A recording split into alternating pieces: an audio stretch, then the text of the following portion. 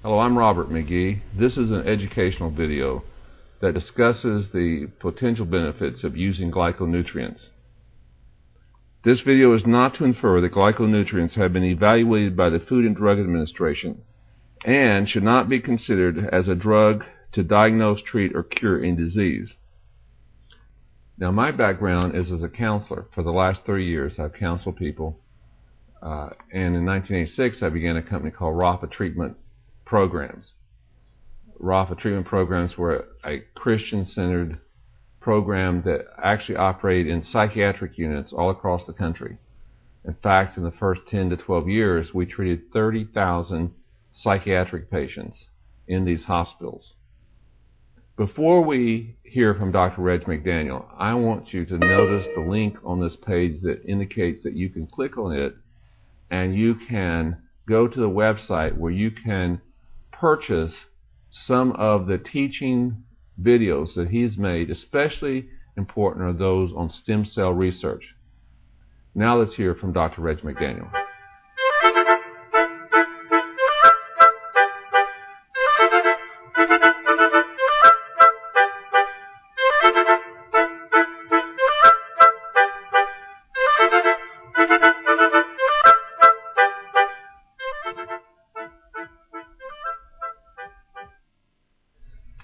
In August 1985, which is 20 years ago, a businessman and his recently hired Director of Research, pharmacologist Bill McAnally, came to my office at Dallas-Fort Worth Medical Center and told me a story attempting to get me involved in doing some research for them.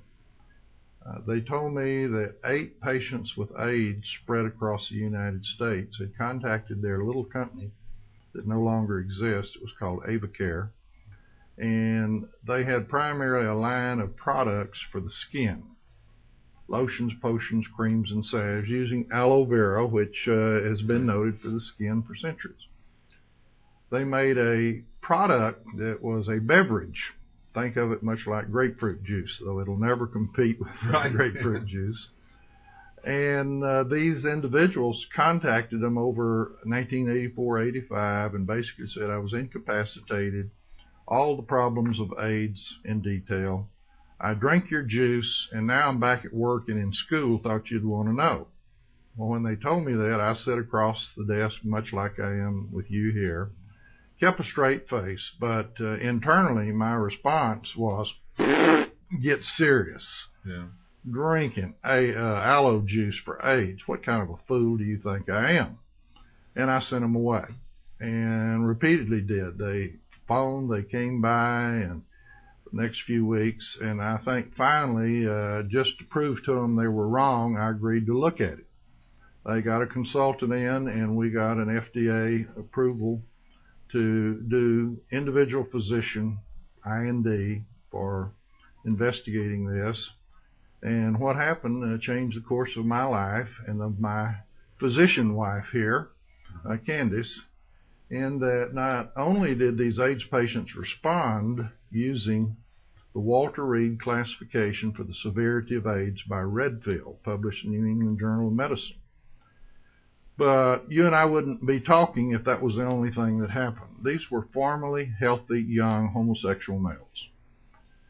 They developed, when their CD4 helper lymphocytes were being destroyed by the HIV-1 virus, diabetes, autoimmune diseases, a whole host of infections that we're in contact with on a regular basis that their immune systems can't handle. They developed lymphomas, leukemias, and horrible, ugly Kappa-Shay sarcomas, a malignant blood vessel of tumors over their skin. Right. When they took the aloe vera juice from the leaf, which was eventually extracted to a powder so it'd be more concentrated, lo and behold, not only did their CD4 helper lymphocytes go up and their viral loads go down, but these complications, the infections, the malignancies, the autoimmune diseases, the allergies, faded away too.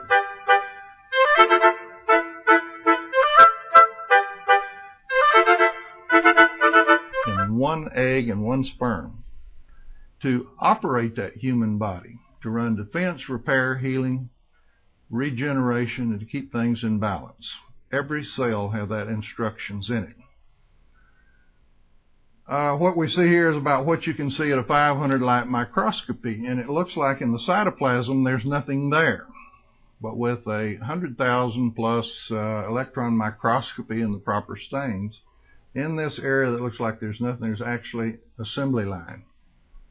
And this assembly line is run by the instructions that come from the genes.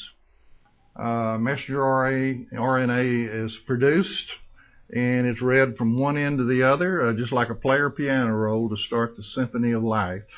And in the first assembly line step, amino acids supplied in our diet are hooked together in a certain order that, depending on the gene, it might be skin cell, hair cell, white cell, liver cell, hormone, interferon. And then it goes to the second step here, from the ribosome to endoplasmic reticulum. And I haven't told you, but eventually, from the aloe vera leaf gel, analytical chemists separated a fraction that in tissue culture and in animals we could show had antiviral, anti-tumor, and healing-promoting properties. Once we found that fraction, then other analytical chemists began to study it and found out it was chains of mannose sugars. The mannose sugar was doing incredible things repeatedly, but we didn't know why mannose was so important until 1985, a review article, which this illustration is taken from, by Kornfeld and Kornfeld, husband-wife biochemistry team, explains that in the second step here, and this is the biochemistry here, 9 molecules in 3 chains of mannose sugars are added to chains of amino acids or peptides at this step. When I found this in the night at the library and realized what was there about the third time I read it, because this was 20 miles of bad biochemistry road, I couldn't sleep for 2 days and nights, because that right there, that step, is why human beings have been using aloe vera for over 5,000 years, that it can be documented. And I was a part of the team that found this out. This was also why for several years we'd been having people say, you added this, look what happened. It's a miracle. Well, I can tell you it is no miracle. We haven't run the very expensive assays to answer that question. But what we keep seeing, and I don't have it on here, that quantitative assays have been done for interleukins and interferons and growth factors. And Dr. David Busby, geneticist at Texas A&M University School of Veterinary Medicine, and he's an expert in the area of gene array analysis. And he says when they put the chips on there and add this to the cells, the glyconutrients, that the genes that are defensive, desirable to be expressed, lead to good health, are upregulated and expressed. Those that are negative, that promote tumors or malignancy or uncontrolled growth and other problems, are suppressed. And it appears to be that in our genes, when you give all the things that are required for the proper synthesis of bioactive molecules, and of course the neuramines and the receptors are in this, that the right thing is done. The intelligence is in the engineering and design. Now, my wife's a specialist in addiction medicine, and I didn't know that in giving methadone, you've got those that they call them low metabolizers, and there's a low dose will take away the mania for drugs. Then they got a bigger group that's in the middle, and then they got a group that are high dose or high responders, high metabolizers. I was contacted by a well-experienced military addiction specialist who was taking care of the nephew of one of our federal senators. And he happened to be a high metabolizer of methadone, added these products to his diet, and his requirement for the methadone that kept him from having the mania was coming down,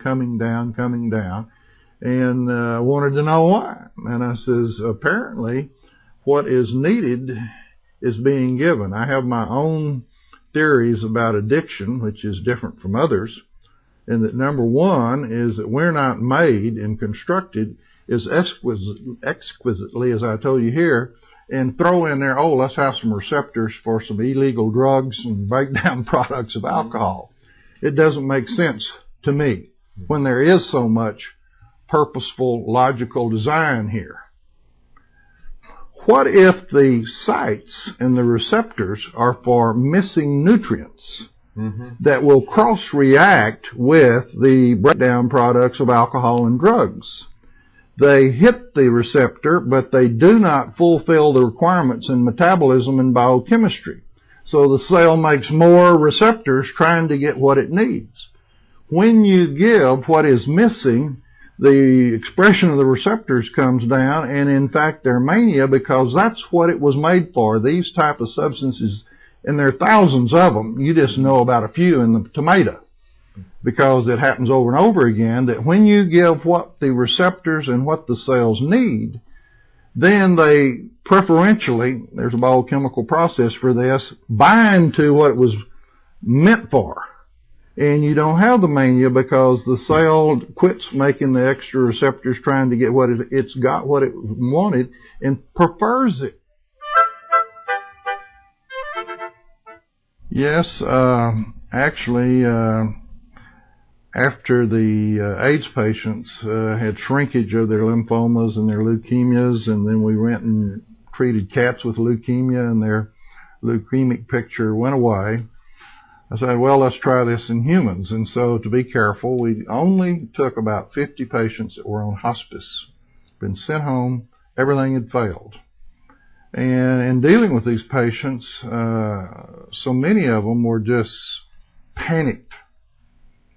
Everybody's given up on me. I'm going to die. And in my mind, it was like on the edge of the earth, and there's darkness out there, the unknown. They're hanging on, panicked. And they would start taking these products, in about 2 weeks they would start coming in, sitting down with it. Tell me how fortunate they were to know that they're going to die because my father, my uncle, or some friend dropped dead, and all the problems they left for their wife, their family, their estate. And they were able to get all their affairs in order. And I remember one that was a doctor that had always promised his son that we're going to go fishing and bear hunting, and all through life had never had time. Well, he took time to do that now. It was, and he was so happy. Yeah, so that was amazing relief. Yeah, another hadn't spoken to his sister over some issue in 10 years. He goes to her and resolves that. And just a lot of these type of things happened that people started cerebrating and coping with. Fact is, I had some doubts about all this until I got a fax back in about 95, 96 from a psychiatrist in California. And he said that he had 4 patients he'd been working with 2 years with counseling as well as psychotropic drugs. They'd been giving them psychotropic drugs in different mixtures and amounts, and he had come to the point that he felt like he was going to have to hospitalize all 4 of them to protect them from destroying themselves.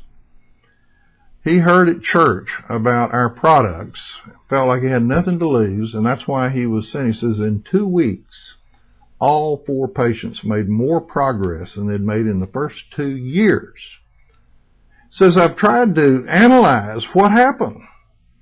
He says they haven't made any major decisions in their life, which before were intolerable and they couldn't handle. And only thing that he could put his finger on is now they could cope with it. They were bigger than their problems. That's a pretty good gift to give to something that's nutritional, that apparently supports the biochemistry of the brain, whether it's receptors, neuroreceptors, or all of them. That's a pretty good gift to give, that the side effects is your fingernails grow faster and stronger, dandruff, some people say, goes away. Our side effects are comical as other problems they've had for years slowly fade away.